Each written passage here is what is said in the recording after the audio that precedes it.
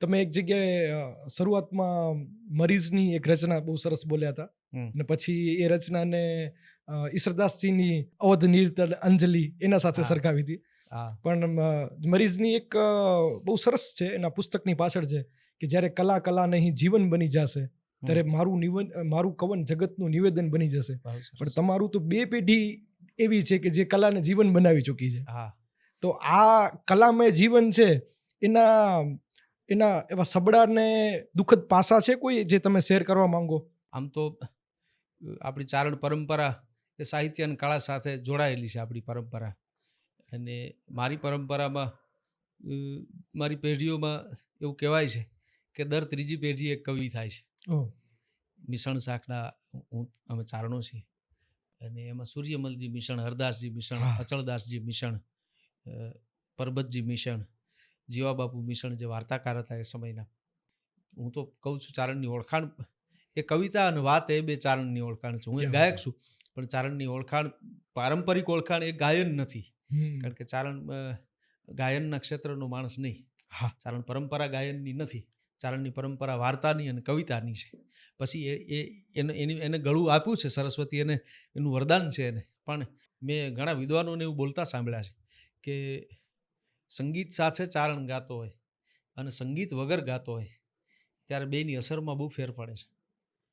નાનજીભાઈ મિસ્ત્રી violin વાદક હતા, પોતે તો અંધ હતા, આમ જોઈ ન શકતા, પણ બહુ સારું વાયોલિન વગાડતા. જૂના કલાકારોની સાથે એમની સંગત રહેતી. એ મારા પિતાશ્રીને એમ કહેતા કે દાદુભાઈ તમે જ્યારે સંગીત વગર ગાઓ છો ને ત્યારે જે મારી અંદર જે અસર થાય છે હું વર્ણવી નથી શકતો. અને એ સૂર ચારણ પરંપરાનો છે. એટલે હું તો કાયમ મારી વાતમાં એવું કહું છું કે જેમ ચારણનું પોતાનું સાહિત્ય છે, ચારણી સાહિત્ય આપણે કહીએ છીએ, એમ ચારણનું પોતાનું એક સંગીત પણ છે. અને દાદબાપુએ વાયોલિન વાદક પોતે રેડિયોમાં પોતાનો પ્રોગ્રામ આપતા હતા અને વાયોલિન વાદકને સાંભળીને ગાતા ગાતા એક કવિતાનું સર્જન કર્યું હતું. એટલે પછી એમણે ટેરવા લખ્યું ને, બાપુના પુસ્તકનું નામે ટેરવા, અને ગીત પણ લખ્યું કે આંગળીના ટેરવા છે કેવી કરામત કરી જાય છે. ધીરા ધીરા રે વગાડ કાળજામાં વાગે છે ટેરવા, એ ધીરા ધીરા તું વગાડ કાળજામાં વાગે છે ટેરવા.